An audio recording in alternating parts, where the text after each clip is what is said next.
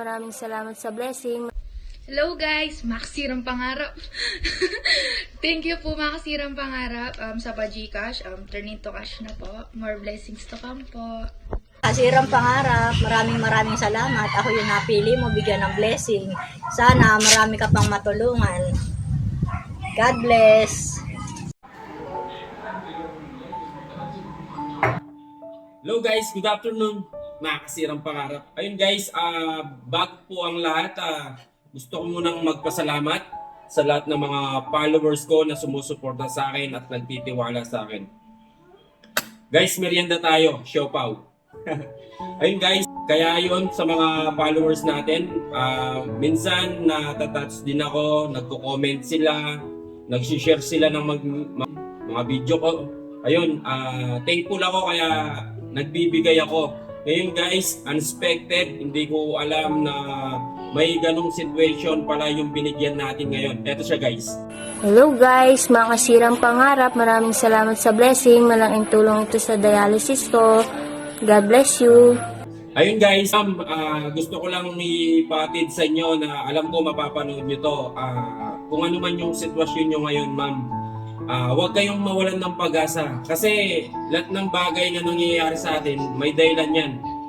Sabi ko nga, madalas na sinasabi ko, yung problema hindi pinoproblema, sinusolusyonan. Ayan ma'am, kung may sakit man kayo ngayon or may pinagdadaanan man kayo ngayon ma'am, huwag po kayong mawawalan ng pag-asa. Nababanggit ko din to palagi, sa isang kisap ng mata mo maraming pwedeng mangyari. Ayun.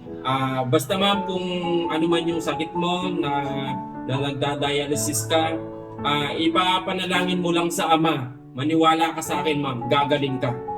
Ngayon or dati, ikaw lang yung nagdarasal, yung pamilya mo.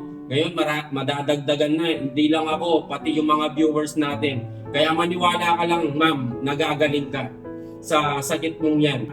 Ayun, sa mga followers ko din, kung napanood nyo yung video ko kahapon na nagbabato-bato pick yung mga pedicab driver sa Danupihan. Abangan nyo yun guys, babalikan ko sila.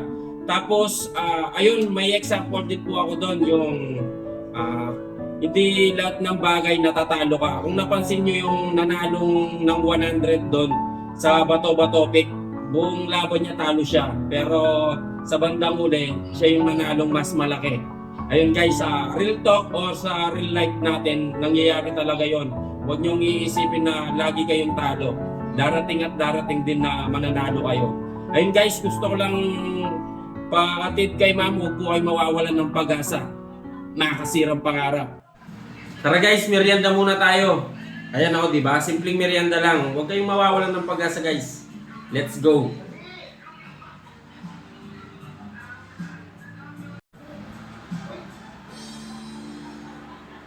Yun yun.